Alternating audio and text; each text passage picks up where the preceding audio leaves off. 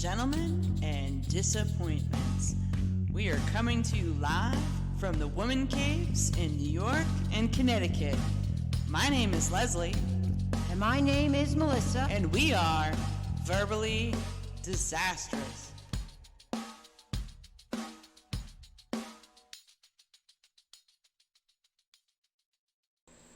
Hello, everyone.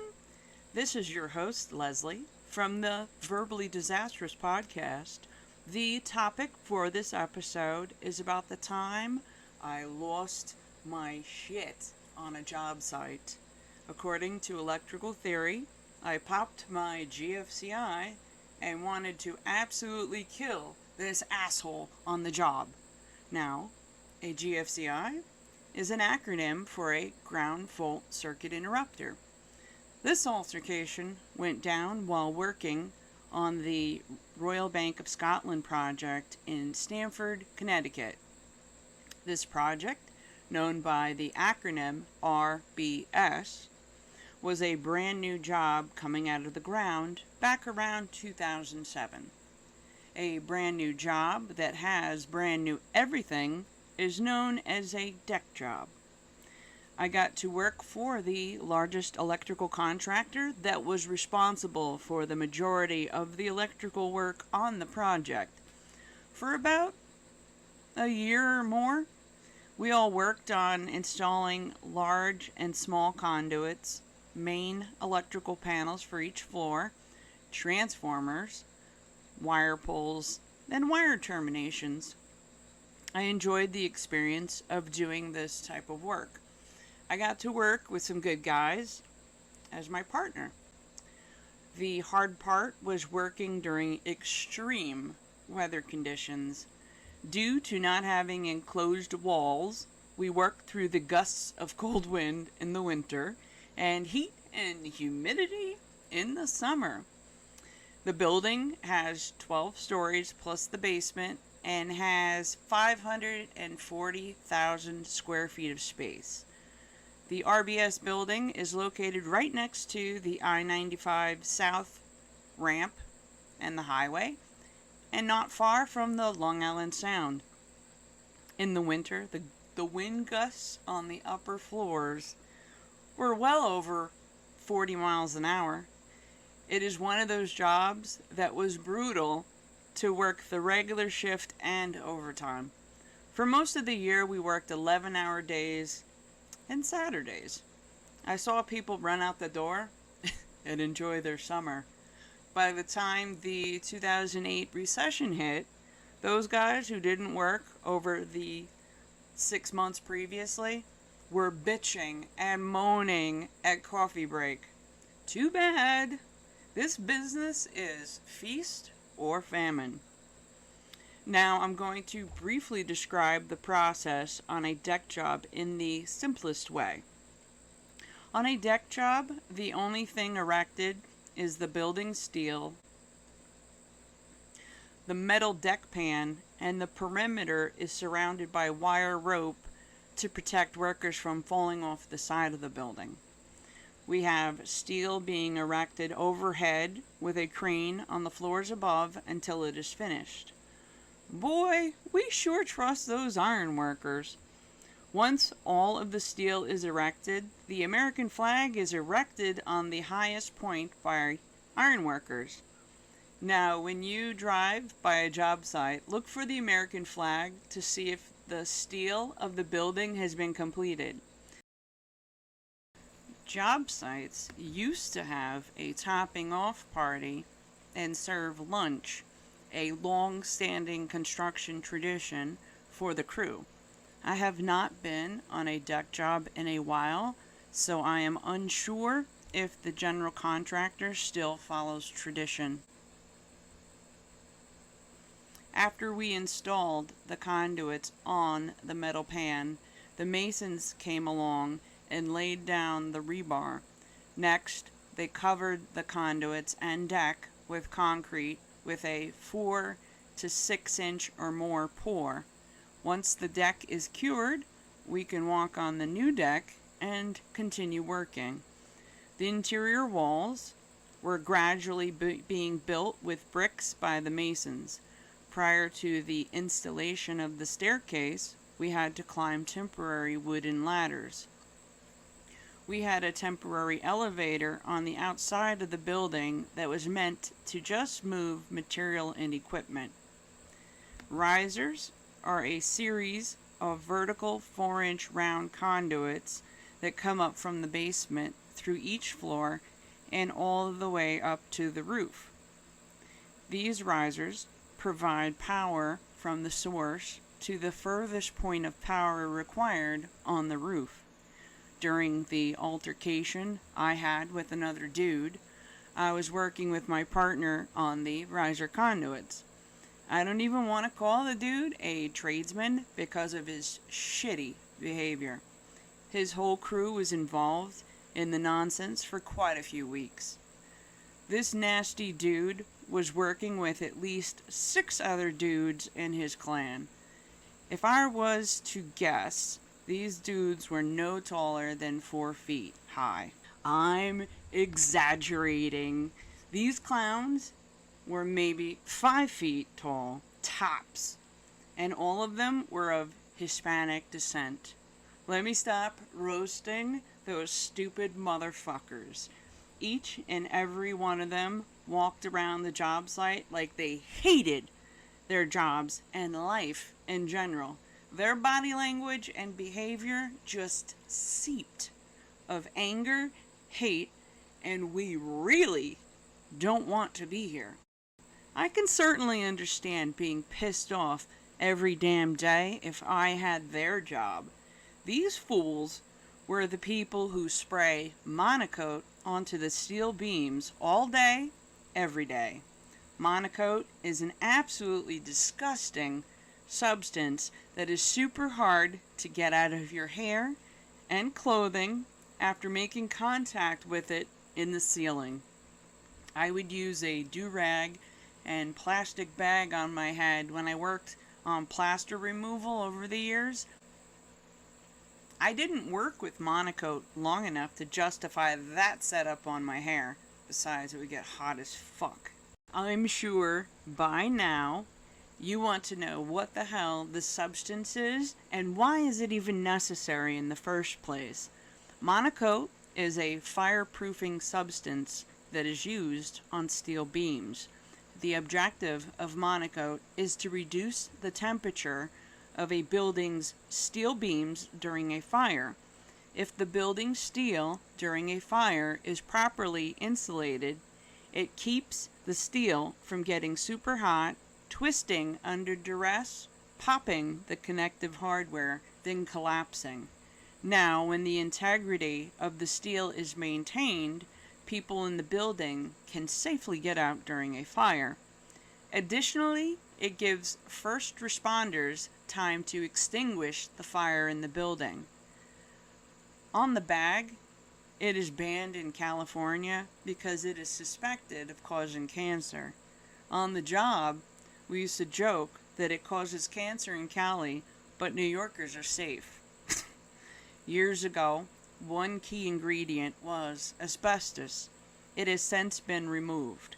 Nowadays, some main ingredients are gypsum, slag wool, Portland cement, vermiculite, fuller's earth, calcium hydroxide, bauxite, kaolin clay, mica, carbon black, and chemical accelerators. The best way to know exactly what is in it is to ask the safety officer on site for the safety data sheets. When Monocoat is wet, it has a heavy, clumpy, and super wet feel. I would describe it as what a mix of very wet cat litter and popcorn-style attic insulation would feel if they were blended together. When Monocoat dries, somehow the form changes from that consistency to a fine powder. While you can knock off a clump of it, most of it's very dusty. Supposedly, if you knock a chunk off the steel, you're supposed to mix a bag and patch up the missing section. I'm pretty sure that maintenance is not running around patching up exposed beam sections. Hopefully by this point you've gotten a sense of how nasty and disgusting that monocoat is to have to deal with on the job. It is one thing to have to deal with it here and there on the job. It is another thing for these guys to systematically spray things on the job on purpose. Having these guys repeatedly do this on the job for weeks really worked on our patience. Those dudes were working off scaffolds and using old Father Time pneumatic equipment to spray the monocoat onto the beams. It made sense to clean this up while it was wet to minimize having the dry fibers airborne on the deck. In hindsight, we were foolish to only be wearing N95 masks while these dudes were in the same space wearing respirators. According to the SDS sheets, an N95 mask is the minimum requirement. I'm guilty of not wanting to always wear my N95 mask. I'm sure I will pay for it someday when I'm an old broad. That was one good thing about not having walls to trap this monocoat dust in. During the rare occasion where we would try to interact, these monocoat guys came over to ask my crew to move the huge bundles of 4-inch EMT conduit to a different spot on the deck. EMT stands for electrical metallic tubing and is intended to protect wire for indoor locations.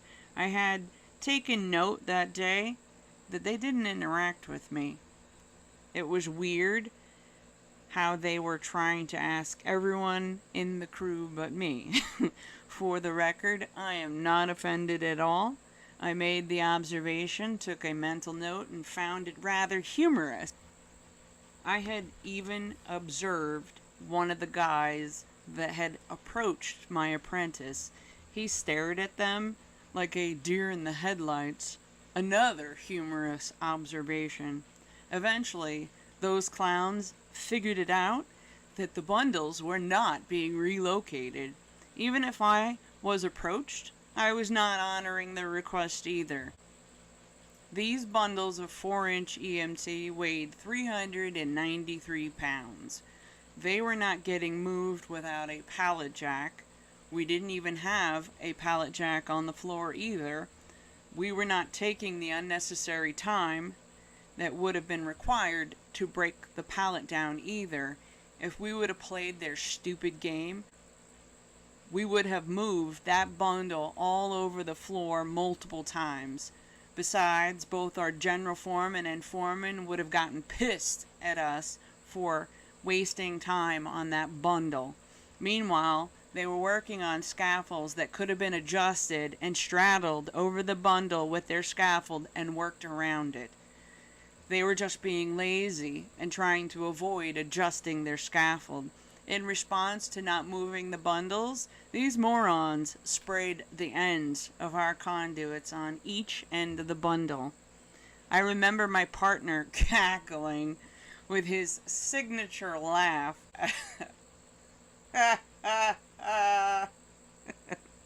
upon the discovery of the conduit ends on the bundle.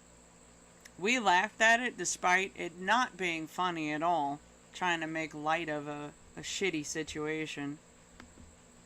I'm glad that I had taken and saved pictures of the bundles that were sprayed. Yes, by 2007 our cell phones had cameras in them. I may have not had the same quality of pictures that we have today. Regardless, I was building my case against these clowns. I don't recall ever previously working around such a nasty, spiteful group of humans. These same guys had previously sprayed an ironworker in the face. It was passed off as an accident. After my own encounter with the scaffold of midgets, I knew that this wasn't an accident at all. Now that the temperatures were plunging, they were having to install huge tarps in sections of steel. In addition to the tarps, they were running heaters within the tarped sections. I am assuming that the Monocoat wet solution was freezing up and making the application process a challenge. The bonus to working in the heated, tarped area was getting access to heat. It came in handy when working on upper floors that were extremely cold and windy in the dead of winter. However, the drawback was having to endure their terrible behavior. We were continuing our work on the series of 4-inch risers that were located towards the center of the space on each floor. The conduits came up through the deck and continued to the floor ahead. For each opening in the deck, we had to create custom plates and mounted support strut on the inside of the opening. The metal plates were adhered with hardware to the strut. Additionally, the proper holes were exactly punched out for each conduit size that was going through the opening. Once completed, the masons would use the metal pans and fill them with concrete. All holes were properly fire stopped to make the deck resistant to fire. This task had to be performed systematically and methodically for each floor. For every 100 feet of conduit, we had to install giant pull boxes onto the conduits. We would leave for the day and return the next morning to discover an unexpected surprise. The Monocoat guys were not even working in the area, for fuck's sake. They came over after we left for the day and sprayed our conduit ends with Monocoat. The crazy thing is that we didn't even say as much as a word to these guys. This was a totally unprovoked attack. By this point, I was seeping with anger for these fools. Instead of installing our large pull boxes, we spent the first hour filling the air with dry Monocoat dust after scraping the conduit to get our connectors on the conduit. As soon as I saw the mess, I brought my foreman over to document the attack. Upon initial sight, he was just as disgusted at what happened as we were. Of course, he had picked our brains about the events that had taken place the day before. We had zero interaction with them the day before. There was absolutely no reason for this nasty mess. I will admit that after this incident, I had given my signature death stare upon each and every opportunity. One of them caught my gaze and attempted to smirk back at me. Over the years, we are not above pulling silly pranks on each other. Pranks would only be pulled between people we actually liked. We did not make friends or enemies with this group of trolls by this point either. For whatever reason, these clowns upped their activities. When some of our crew members were walking through the space, one of the idiots actually turned around and sprayed the tarp opening. Now these fools are most certainly on our radar. During lunch, their hoses had somehow gotten disconnected. Apparently, they had an issue with their equipment after lunch. I wasn't involved with that, but I know who was involved, and I was pleased. After some more sporadic interactions, we went home for the day. We totally expected some form of an attack on our equipment that night. At the time, we had no idea what was in store for us the following day. It was pouring rain with high winds the night before. Every morning, we shaped up in the shanty and met up with the general foreman. I was in a shanty with at least 50 other men. I was the only woman on the project at the time. I felt like the general foreman, nicknamed Harry Pig, was always observing me with the side eye with his glasses. He was studying me and trying to figure me out. If I was to guess, I had an overwhelming vibe that he didn't like me. He would release the crew onto the field by saying each morning, "Gentlemen, shall we?" Before you ask if I was offended by his choice of words, I will say no. I considered myself to be, quote, one of the guys. For the purpose of working, I am not looking to stick out. I went with the flow and did what needed to be done. My partner, Willie, and I headed up to the floor to start our day. We headed up to our gang box to get our tools, PPE, and power tools. For anyone that doesn't know what PPE is, it is personal protective equipment. Hard hats, gloves, composite toe work shoes, high visibility vests or shirts, and eye protection are examples of PPE. As soon as we had gotten into the workspace, we saw material moved around from the wind. The heavy rain from the night before was pooled in the space.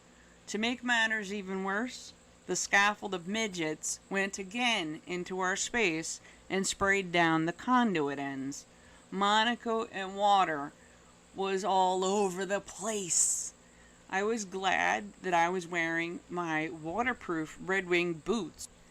They were very good at keeping water from going inside my boots.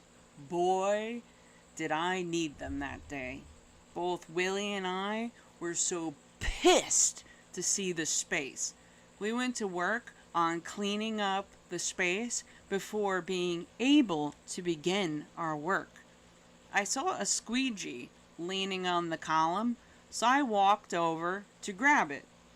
I started pushing the water off the side of the building to get it out of our space.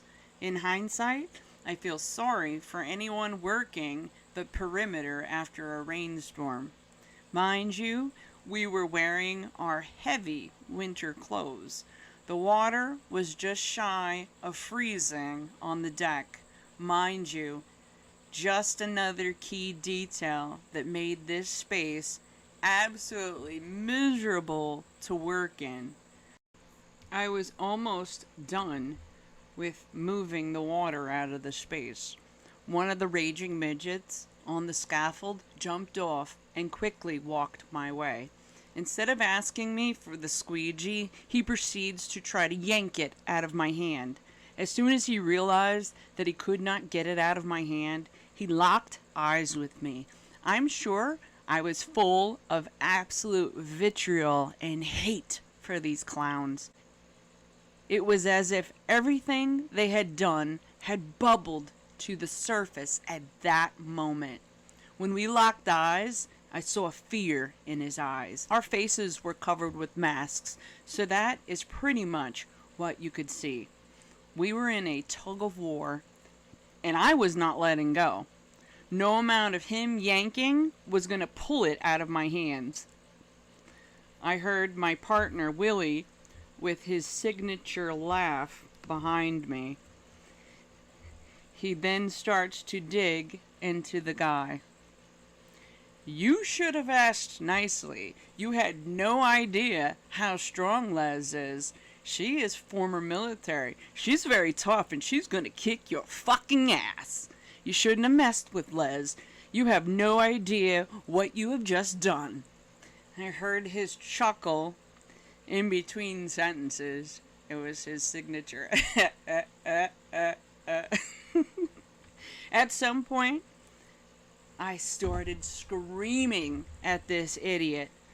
I was calling him every name in the book. It felt like we were suspended in this pose for hours.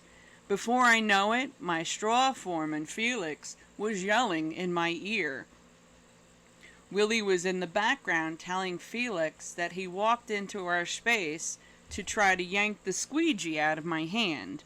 The midget was getting the surprise of his life. Felix kept asking me to let go of the handle, to where I replied, "Fuck him! He's an asshole! They have been doing nothing but fucking with us. They've been doing it for a long time, and it needs to stop today." Then Felix started begging me, "Please, Leslie, Please let it go. I'm begging you to let it go. I must have snapped out of my anger zone. I responded, "Okay, Felix." I let go of the handle, and the midget went flying backwards with the entire handle at least 10 to 15 feet. As soon as he realized he was free, he ran away from the space. It was probably at that point where I figured I was getting laid off that day. I was perfectly fine with what was coming down the pike. I had assumed that the story would somehow get twisted against me. I honestly didn't care at that moment. I was beyond angry at that moment. All the years I have worked with the tools, I've never been to this point of big mad. By this point in my career, I had been in the union as a journeywoman for 12 years. I have dealt with people who were super annoying. I've been locked out of shanties until 7:01 a.m. and falsely accused of being late. This was the first time I encountered a group of super spiteful people. Don't get me wrong, the average guy is not super happy to be there. This is especially true under the most miserable conditions. However, we all have a job to do. We're just here to build America and get the hell out of there and go home to our families. No sooner did I compose myself and get back into scraping Monaco off, Felix came up to ask me to follow him. I had quickly stolen a gaze at Willie of disgust and then proceeded to follow Felix like a puppy downstairs. Felix leads to this big circle of white hats, all nicely dressed in suits, on a vacant floor. Standing next to my foreman is my general foreman, gazing at me in a stern manner. I felt an increased sense of anger and anxiety building inside of me about this impending shit show. It was that uncomfortable a moment when you know that all eyes are on me. Here we go. A general contractor manager serves as the host of the powwow. He approaches the male monocoat subcontractor. He is nicely dressed, yet looks like a working man. Monocoat boss is wearing clean jeans, clean boots, and a collared button-down shirt. Meanwhile, the monocoat troll stands next to his boss while trying his best to look like a damn polite angel. I feel like Harry Pig is burning his eyes into the back of my skull. He is carefully studying my every move and word. This was a moment of peace before the storm comes. The general contractor manager first looks towards the monocoat boss and troll and asks him, "So, tell me what happened." This troll looked up at the tall man with a smirk and has the nerve to say the following: "I asked her nicely for the squeegee, and..." Now this lie was told in his most polite, best version of English he could possibly muster. If you saw his group's behavior, you would definitely say his words did not match his previous behavior. The moment I heard his filthy lie, I felt an absolute surge of anger, rage through every part of my body. How dare this troll spew this complete and utter bullshit? I snapped like I have never snapped in my entire career. I probably had the ugliest and scariest expression on my face. I turned to that troll and screamed loudly, "You're a liar!" I went on to scream about every fucking nasty thing these trolls have ever done to anyone on the job. All you done was purposely spray people, muddy up our work, and think you can bully us. It needs to stop today. I took my index finger and repeatedly pointed it into that fool's chest. I'm sure he had bruises on his chest. For every pound into his chest, his body and face responded with a squint and a shimmy. As I was yelling at the ugly midget, I heard several voices loudly asking me to stop. I think it was Harry's voice that got me to back down. It was like I was in a zone where I was temporarily out of my body. I always tried to avoid getting to this level of anger. After that encounter, I believe that people can lose their damn mind and do things that they wouldn't normally do under regular circumstances. I'm speculating that my desire to want to throw the troll off the side of the building probably lasted for at least 30 seconds. Once I backed off my angry homicide mode, I stole a glance in Harry's direction. He threw back at me a look of satisfaction. His, quote, proud father facial expression kind of snapped me out of my rage. My demeanor calmed down, and I faced the general contractor mediator to tell on this fool. I rattled off how these trolls purposely tried to spray my co-workers at the tarp entrance. I continued to tell him about how every damn morning for the past few weeks we came to our space that was vandalized. I told him to investigate just about every coupling in our riser. There was a monocoat residue on every riser on every floor. I pulled out my cell phone and shared the photos of the tarp section where these guys sprayed the openings in an effort to try to get a worker. It was after viewing my photos, the manager told the monocoat boss to look at the photos. He then continued to tell the monocoat boss and troll that they were to steer clear of this lady and her crew. This good news was music to my ears.